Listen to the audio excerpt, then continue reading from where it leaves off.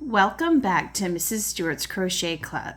Today we are going to get started on making our Christmas decorations. It's been on my mind. It's only the month of August here, but you know, Christmas is coming. So there's no better pattern, there's nothing more traditional than a candy cane. So we are going to use any size hook to make this candy cane. I am using a 4mm hook. My sample was made with a 3mm hook, so I'll show you in the end the difference between a 3 and a 4mm. Of course, you may use any hook that you want for this project. Size does not matter in this case.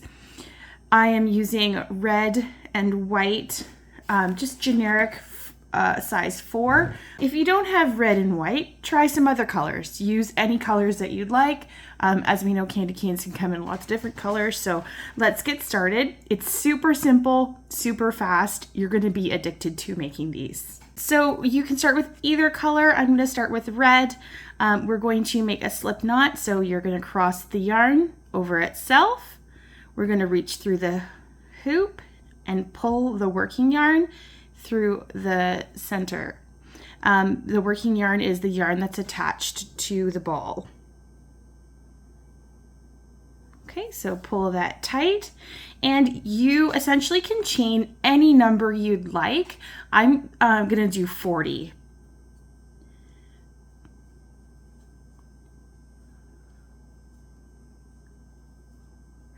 Keep going until you get a chain of 40, or really any number that you want. The longer you make it, the longer your candy cane will be. But let's go with 40 for now. I'll meet you once you have 40. Okay, so I have my chain of 40, and the next stitch we are going to skip the first 3, and those 3 are acting as the first double crochet, and we're going to go into the 4th stitch with 2 double crochets for a total of 3. So 2 double crochets into the 4th stitch.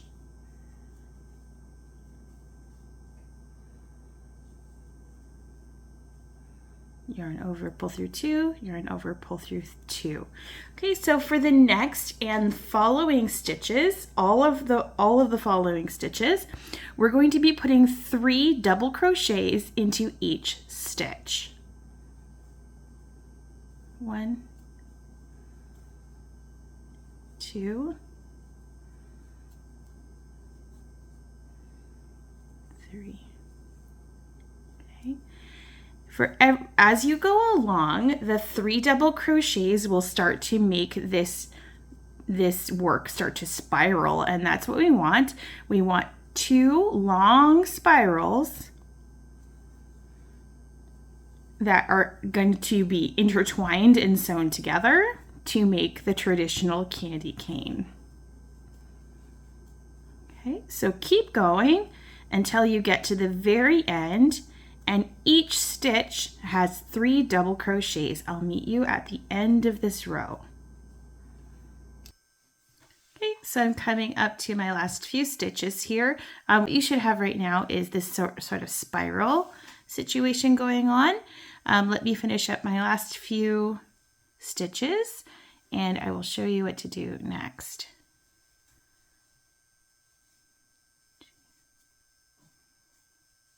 3 and 1 more set of 3. I love this pattern. I don't know why it came to me in August that I need to work on this, but maybe it's Pinterest. Pinterest is ready for Christmas already, so it's driving me to want to do some Christmas crocheting. Okay, so we've made it up to the end. Don't worry if yours is a little bit wonky here and there. We're going to adjust that. So you're going to leave a fairly long string because we're going to use that some way, somehow for sewing the final product together. I'm just going to loop this through and pull it all the way and tighten it up. And I'm just going to just line up my coils here a little bit because it does get a little bit raggedy. So there is the red part of our candy cane, nice and spirally. And we're going to go on and do exactly the same thing that we did for the red, we're going to do for the white. So starting with a slip knot. We're going to chain 40.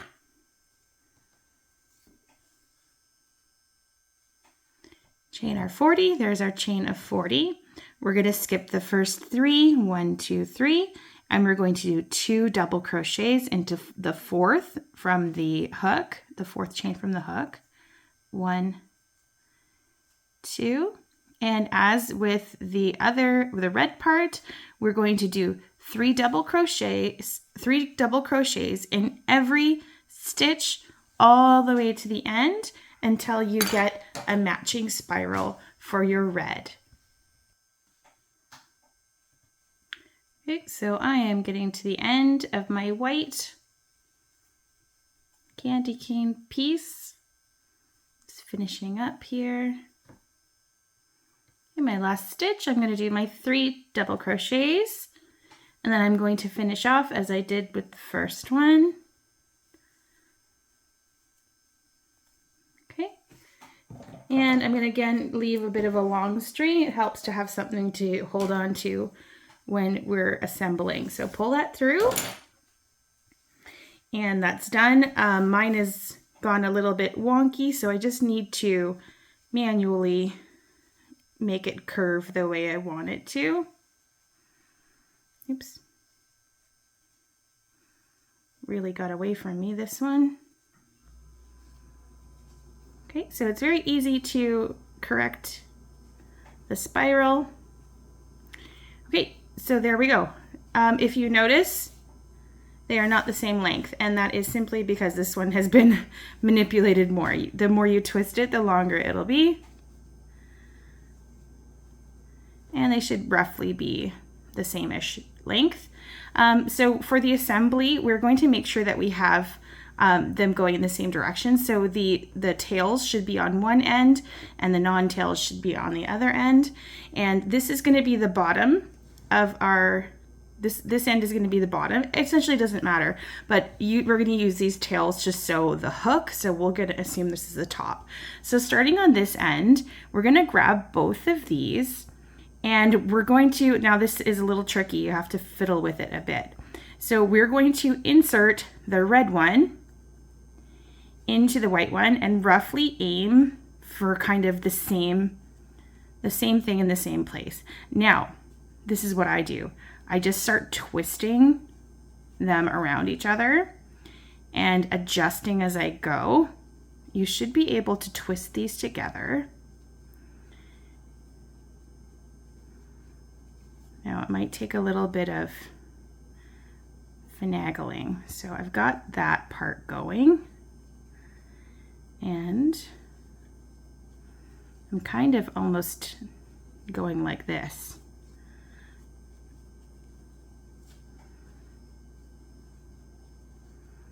Okay. So the goal is to get these stuck together.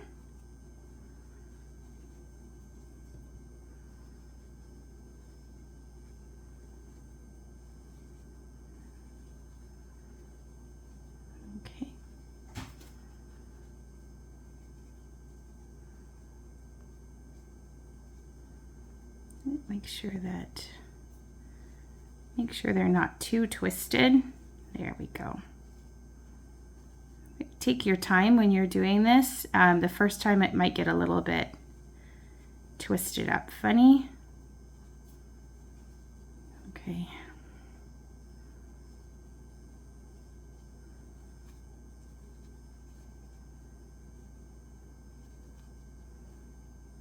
Okay, I'm just making sure that this one is fitting into the channel of the other one. This is obviously not very smooth, not very elegant, but once you get them all snug and stuck together, there we go. I finally kind of got to the end there. I'm just going to twist it a little bit extra just to make sure everyone is in there nice and tight. See, my end is a little bit loose, but that's okay. Everything's in the right spot, and that's the goal. Okay, so depending on what you're using this for, the assembly can happen in 2 different ways. So you could you could, if you're giving this to a child or someone who might want to pull it apart, you could sew these ends together with a little bit of the coloring. But for me, mine is going to be a tree ornament. Oh, hopefully my cat doesn't get to it, but I'm not going to sew these ends together. I'm just going to leave them as they are. And I'm going to use these scrappy ends here to secure the top. And one of these ends is going to be used to close it up so it looks like a hook. Okay, so I found my darning needle. I'm going to go get it. Okay, so with my darning needle, I'm going to leave one thread to be the assembly thread that I'm going to be sewing to this side. The other ones, I'm going to use them to tack these stitches together just a little bit because, you know, even though I don't intend my children or my cat to play with this, sometimes things happen, if you know what I mean. Technically, you don't really need to secure anything, but I just prefer it. So I'm just going to take my darning needle, and I'm just going to kind of go through the red and the white. You won't see it going through the white. And I'm going to come out. I'm going to try and come out of here. Come out of the red. Try that again. Okay, so go through the white, go through the red. You can go through as many layers as you want. I feel like maybe I'll just go there. That's perfect. I'm going to pull that through. It does two things. It hides our ends. I'm also going to kind of weave it in a little bit here. It hides our ends and it also secures this kind of to itself. And here is where we get the hook for our candy cane. So I'm going to grab my long thread that I left for the white. Again, if you use red, white, it doesn't really matter. And I don't like the way it's coming out the side here, so I'm going to bring it through.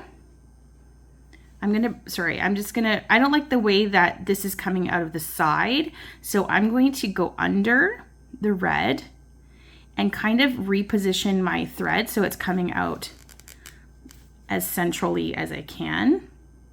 Okay, so here's the fun part. We're going to bend this in a cane shape. And my goal, because I'm using white, I'm going to try and line up with a white stripe. That is too high, but this one looks pretty good. So I'm going to aim for that white stripe. And with my darning needle, I'm just going to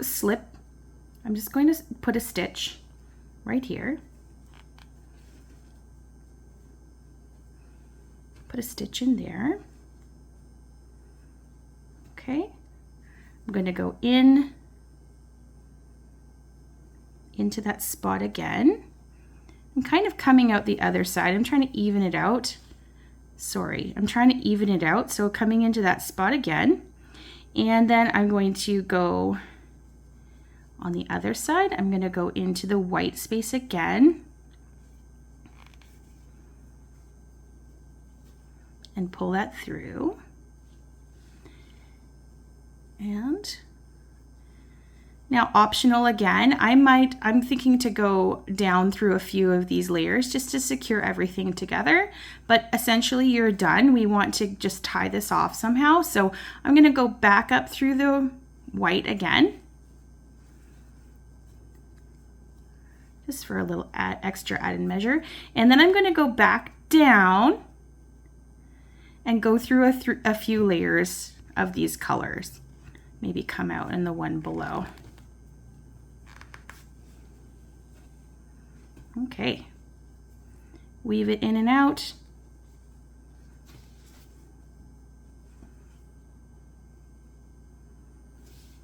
Okay. And take your scissors and cut it off. And there you have it. So I have completed my second candy cane. I have 3 children, so I'm going to have to probably make one more. The difference, I made this one. This one is made with a 3mm hook, and this one was made with a 4mm hook. I kind of like the smaller one. It's a little bit dense and tighter. You could spend more time attaching here if you'd like, but for me, that's sufficient. I think it's good, and it'll be nice on a Christmas tree. You can grab a little maybe nylon thread or a silver thread, and you can have it as a Christmas ornament, maybe put it on a package or just hand it to a child and they will be super happy. I hope that you enjoyed this project. It is actually quite a vintage motif, and how nice it is to make our own Christmas decorations.